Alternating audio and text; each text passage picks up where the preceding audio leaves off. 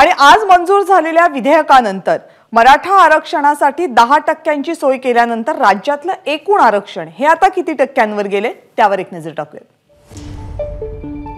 महाराष्ट्रामध्ये एकूण 346 जाती आहेत। यामध्ये एससी साठी 13% आरक्षणाची सोय आहे। एसटी साठी म्हणजे शेड्यूल्ड ट्राइब यांच्यासाठी ओबीसींसाठी 19% आरक्षणाची सोय आहे। एसबीसी प्रवर्गासाठी 2%, विजे प्रवर्गासाठी 3%, एनटीबी प्रवर्गासाठी 2.5%, एनटीसी प्रवर्गासाठी 3.5%,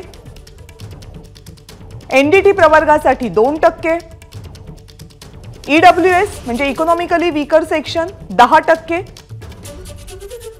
आणि मराठा समाजासाठी आज जाहीर झालेलं 10%। त्यामुळे महाराष्ट्रामध्ये एकूण आरक्षणाचा आकडा हा आता 72% पोहोचलाय। एबीपी माझा, उघडा डोळे बघा नीट।